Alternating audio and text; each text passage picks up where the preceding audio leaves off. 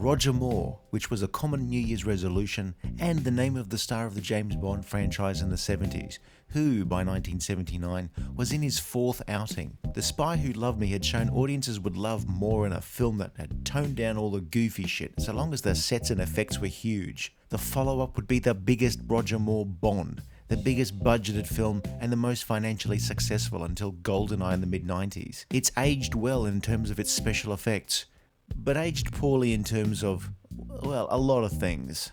Moonraker.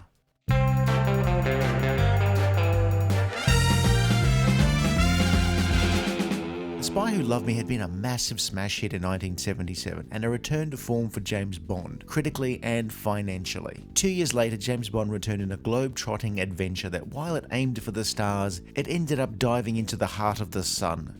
After Spy Who Loved Me, producer Cubby Broccoli had intended to adapt For Your Eyes Only as the next Bond film, but after Star Wars hit, and hit big in 1977, every man and his dog was scrambling to greenlight FX-laden space movies, and the Bond crew asked themselves, what do we got? Moonraker?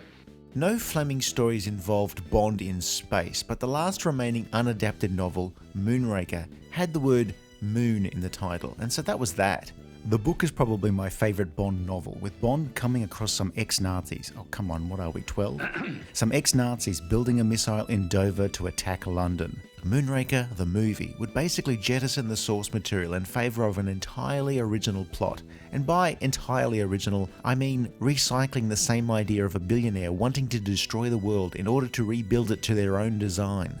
Lewis Gilbert was back as director, and for various reasons to do with the tax regime in the UK at the time, a James Bond film was, for the first time, filmed in studios other than the UK, this time in France. The titular Moonraker in the film is a space shuttle, hijacked in the film's pre-credit sequence. Investigating the disappearance, Bond speaks with Moonraker's builder, the billionaire Hugo Drax, whose vast empire constructs the Moonraker shuttle at facilities around the world. Why didn't he buy the Eiffel Tower as well? He did, but the French government refused him an export permit. Which is convenient because it lets Bond go to America, to Venice, to Rio, up the Amazon, round the twist, and finally into space. After a lot of running around investigating a missing shuttle and finding out that Drax needed it for some dastardly plan, everything goes up in smoke. Drax has built a space station as an ark and intends to destroy the Earth with a deadly plague and then repopulate it with this specially selected group of Instagram influencers. It doesn't go to plan, and NASA shows up with its own space shuttle full of laser-toting Marines who go head-to-head with Drax's own Space Force. Roger Moore, now on his fourth Bond film and into his fifth decade, is starting to creak a little. His bedding of young women is getting a little on the creepy side, like adults who sent fan letters to the Olsen twins in the 1990s. How do you kill 5 hours in Rio if you don't samba? How about samba lessons, you dirty fucker? The much mocked difference between what is Roger Moore and what is Roger Moore's stunt double has become that much more obvious with each film. The thought had occurred to me. Moonraker is the start of the old Codger Roger era of Bond. It's all too easy and petty and childish to criticise. You have arrived at a propitious moment, coincident with your country's one indisputable contribution to Western civilization. Afternoon tea. Moonraker's main villain, Hugo Drax, is played by French actor Michael Lonsdale. Your seed, like yourselves, will pay deference to the ultimate dynasty which I alone have created. Possessing a dry, sardonic wit, Drax is easily the best part of Moonraker. Look after Mr. Bond. See that some harm comes to him. So understated and droll, yet menacing all the same. The Bond woman here is Dr Holly Goodhead, played by Lois Chiles, and the character is basically repeating that of Major Amasova in Spy Who Loved Me, a spy equal of Bond. I'm looking for Dr. Goodhead. You just found her. A woman? Your powers of observation do you credit, Mr. Bond. Holly Goodhead is a trained astronaut and a CIA agent who at first has a rather combative relationship with Bond, until they eventually agree to work together. Could this possibly be the moment for us to pool our resources? It could have its compensations. Richard Kiel is back as Jaws, and whatever residual menace the character possessed is flushed down the toilet like a baby alligator. Jaws also gets a girlfriend, and has a change of heart at the end of the film, where he helps Bond and Holly Goodhead detach their space shuttle from Drax's space station before it's destroyed. Yeah, I'm not sure a section of space station corridor would totally survive entering the Earth's atmosphere, but I doubt the kids would have liked the original ending. Well, here's to us. Don't worry, they'll make it.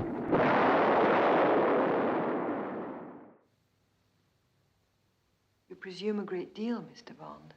This is the height of the goofy Bond era, possibly the goofiest, and the last time even Moore played the role so flippantly. For such a film based around so much technology, Bond's gadgets are there, but mostly in the background. His main gadget is a dart gun strapped to his wrist, which is forgotten about, but then comes back several times. Though in reality, if Bond had remembered more often that he had it, the film would have been about an hour shorter. Desolated, Mr. Bond.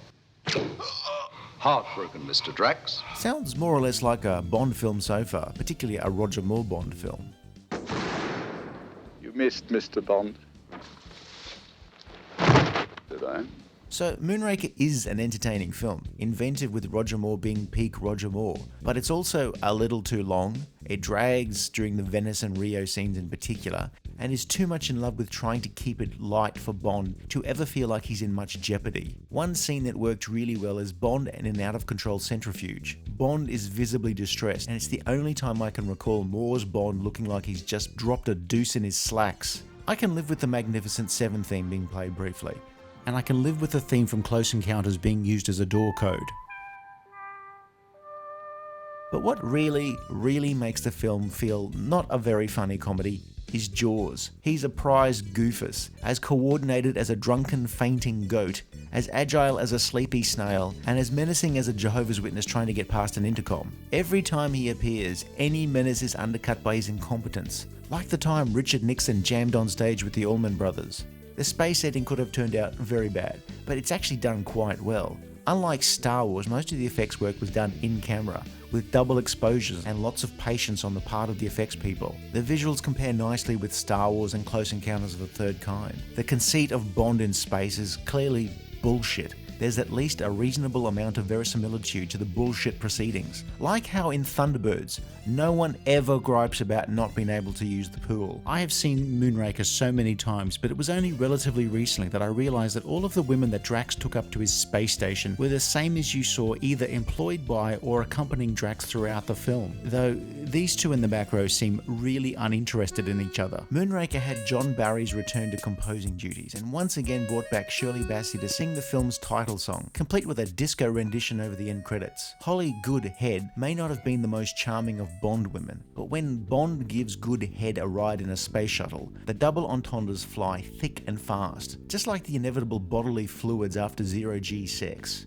Imagine the poor schmucks doing a post-mission inspection of the Moonraker shuttle, where they wouldn't normally need a black light or a heavy-duty mop.